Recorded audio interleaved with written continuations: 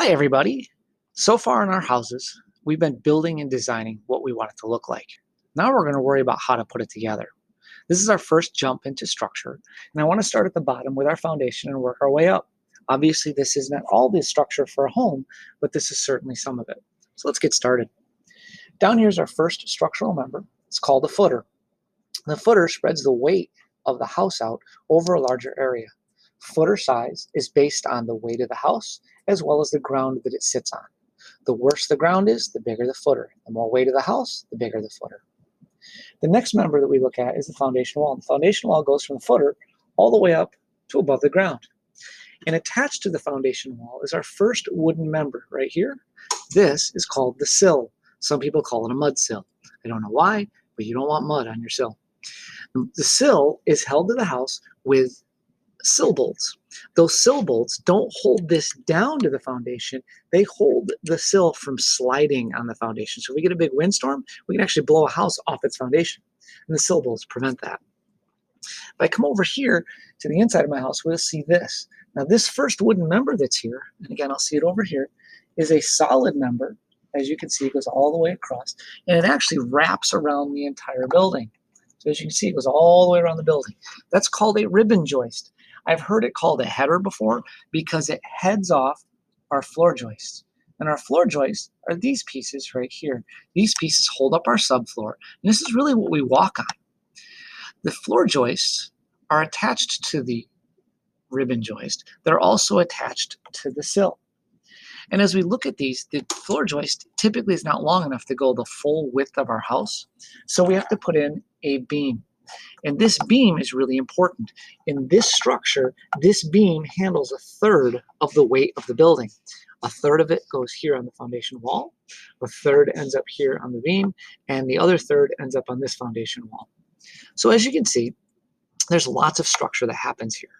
But what's weird about this beam is this beam, which is a built-up beam, it's a standard beam, just like our floor joists are standard beams in this design. They don't have to be, and we'll get to that at a later date. But this beam is made up of 4 pieces laminated together. And that's going to be held up by another structural member, which I'll show you in a second. Before I get into that, though, our floor joists, as I said earlier, don't go from one side of the house to the other. They have to be held up because they're not long enough. We can buy a 2x12 or a 2x10, which is a typical floor joist material, and we can only get them at 16 feet lengths. We can pay extra to get them to 20-foot length, but that's a lot of extra money. And there are alternatives to a standard piece of lumber for a floor joist, which we'll go over at a later time. The other thing to know about a floor joist is that their spacing. These floor joists are spaced on a model of 16 inches on center, which means if I go from the center of one to the center of the next one, it'll be 16 inches. Sometimes floor joists are placed at 1 foot on center, but typically there are 16 inches on center. Our beam, as I said before, holds up the end of the floor joists so they don't fall into the basement. And if I go down into my basement, I will see a steel column. This steel column holds up my beam or my girder and prevents it from sagging and letting the house fall into the basement. This column is called a lally column, and as you can see, I have 2. Now, lally column is spelled L-A-L-L-Y. It's not a lolly column like a lollipop. It's a lally column. And that lally column sits on the floor. But it can't just sit on the floor because the weight of the house going through the beam, through the lally column, would push the lally column through our thin little floor. So what we need is an additional footer. And this is called a lally column footer. And that gives extra strength and extra structure so that this lally column doesn't push its way through the floor. So as I zoom back out, just to quickly review, I can see that I have a footer, which is the bottom member, my foundation wall. The first wooden member on my foundation is the sill, which is held down by sill bolts. The next piece we put on is my ribbon joist. That ribbon joist goes all the way around the house. Remember, that could also be called a header. I've always known it as a ribbon joist. That's how I was taught. The floor joists hold up our subfloor, which eventually our floor would go on, and this is where we'd walk.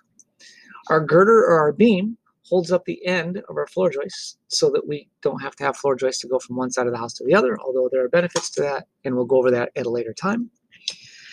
Our beam, which in this case is a laminated beam, 4 pieces, is held up by our lally columns, which sits on our floor, which in turn is held up by a lally column footer.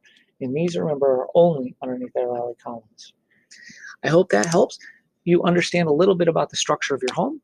And if you want, and you have a foundation at home, or a basement at home, I should say, go down in your basement, start looking for things. You will see the lally column. You'll see the foundation wall. If you get kind of work your way up towards the ceiling, you will find that sill.